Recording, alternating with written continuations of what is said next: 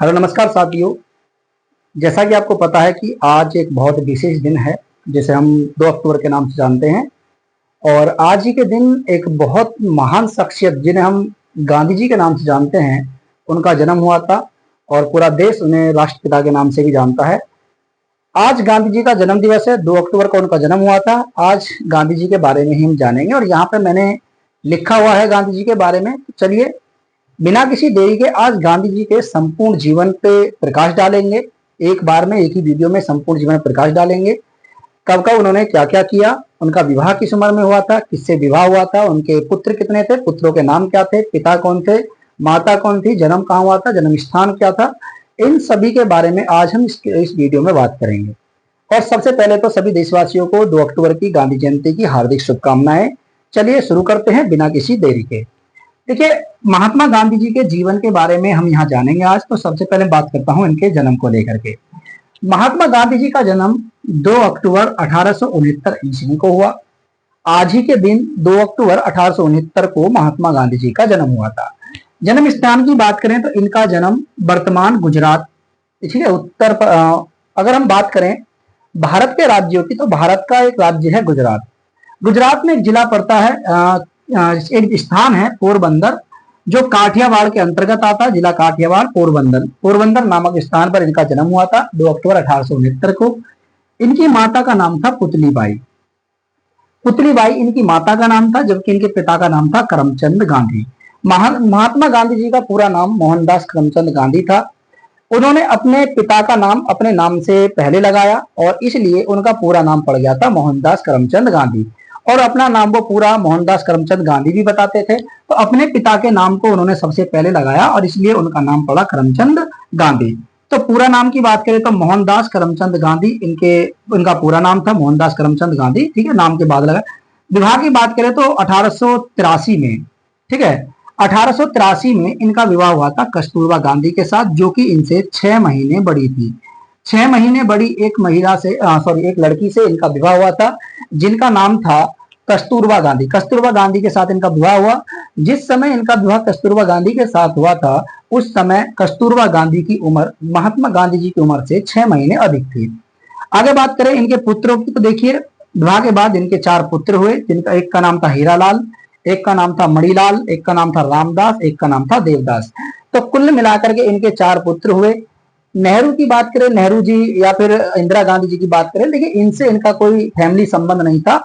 हाँ, लेकिन धीरे धीरे जब महात्मा गांधी जी राजनीतिक में आए और राजनीति में वो जब चले गए और उन्होंने जब यहाँ पर नेशनल मूवमेंट किए, आंदोलन किए, उस समय गांधी जी जो थे नेहरू परिवार से जुड़ते चले गए और नेहरू परिवार गांधी जी के साथ क्लोज आ गया था बहुत ज्यादा। और इस तरीके से उन्होंने अपना टाइटल गांधी रख लिया और आज वही गांधी फैमिली पूरी यहाँ पर आपको दिखाई देगी। वास्तविक रूप से देखा जाए तो इनके ये पुत्र थे हीरालाल, मणिलाल, रामदास, देवदास, ठीक है।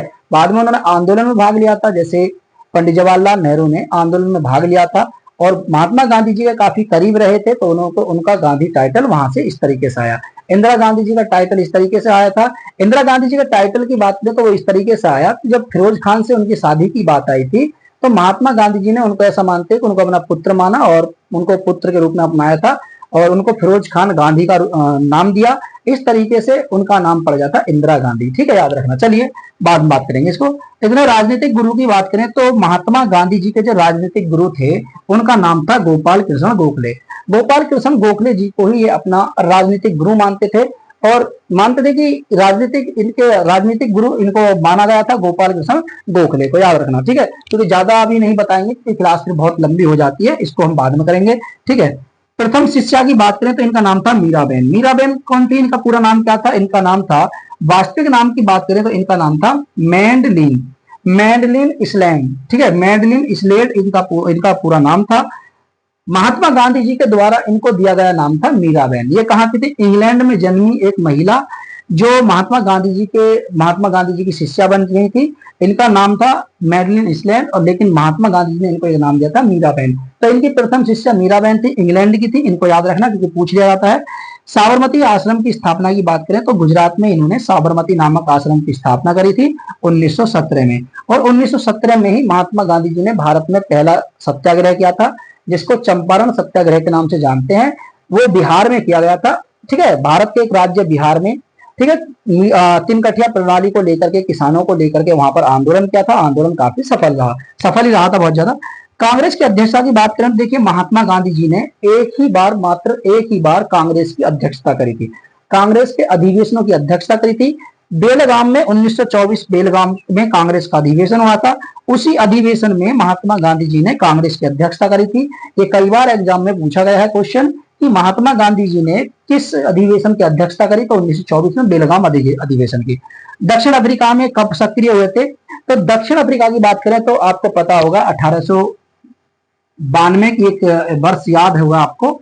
जोहान्सबर्ग स्टेशन की बात करें तो जोहान्सबर्ग स्टेशन दक्षिण अफ्रीका, जहां पर इनको ट्रेन के प्रथम श्रेणी के डिब्बे में से उतार करके स्टेशन पर फेंक दिया गया था। उस समय, जिस समय इनको फेंका गया था, उस समय इनकी उम्र 21 साल की थी और 21 वर्ष की उम्र में अफ्रीका में सक्रिय हुए और सक्रिय होकर के पहली बार इन्होंने अफ्रीका में सत्याग्रह आंदोलन किया। याद रखना इसको आप सभी लोग, ठीक है। अफ्रीका में सत्याग्रह आंदोलन, तो ठीक है, 21 वर्ष की अवस्था में ये सक्रिय हुए। आत्मकथा की बात करें तो इन्होंने एक आत्मकथा लिखी। आत्मकथा का नाम था सत्य के मेरे प्रयोग। 1925 में इन्होंने अपनी आत्मकथा लिखी, सत्य के साथ मेरे प्रयोग। ठीक है, महात्मा गांधी जी झूठ का समर्थन नहीं करते थे, वास्तविकता के साथ चलते थे और ये सत्य का हमेशा पालन करते थे। तो सत्य के साथ मेरा प्रयोग। खादी बोर्ड की स्थापना की बात करें तो अखिल खादी बोर्ड की स्थापना, अखिल भारतीय है खादी बोर्ड की स्थापना की बात करें तो 1923 में इन्होंने अखिल भारतीय खादी बोर्ड की स्थापना करी। अखिल भारतीय चरखा संघ की स्थापना की बात करें तो 16 सितंबर 1925 में इन्होंने इसकी स्थापना करी थी।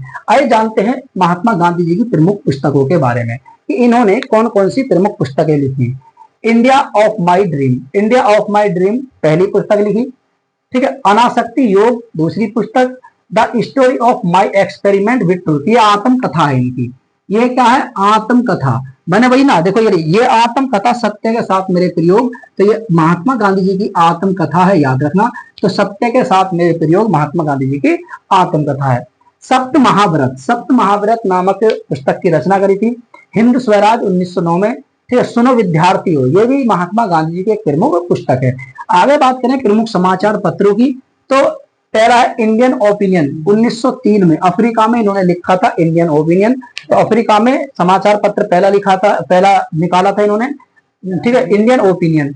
दूसरा द ग्रीन टेम्पलेट, 14 अगस्त 1996 को राजकोट में। ठीक है, राजकोट।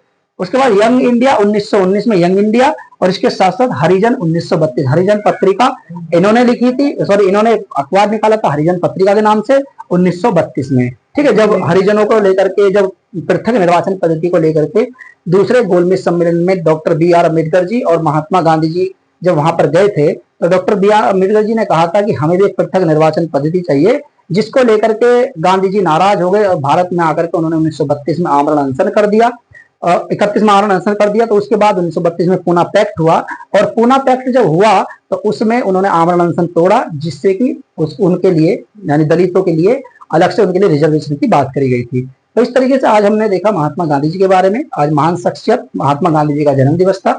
एक बार फिर से आपको उनकी हार्दिक शुभकामनाएं जन्म दिवस की। ठीक है, मृत्यु की बात करें तो 30 जनवरी महात्मा गांधी जी की मृत्यु की बात करें तो देखिए, इन महान शख्सियत, महान व्यक्ति की मृत्यु 30 जनवरी, ठीक है, 1948 में इनकी मृत्यु हुई थी, याद रखना। ठीक है, दिल्ली आपको पता ही होगा, तो वहां पर इनकी मृत्यु हुई थी। तो आज के लिए इतना ही, फिर मुलाकात होगी आपसे नेक्स्ट क्लास में। तब तक के लिए नमस्कार, जय हिंद और जय भारत। नमस्ते।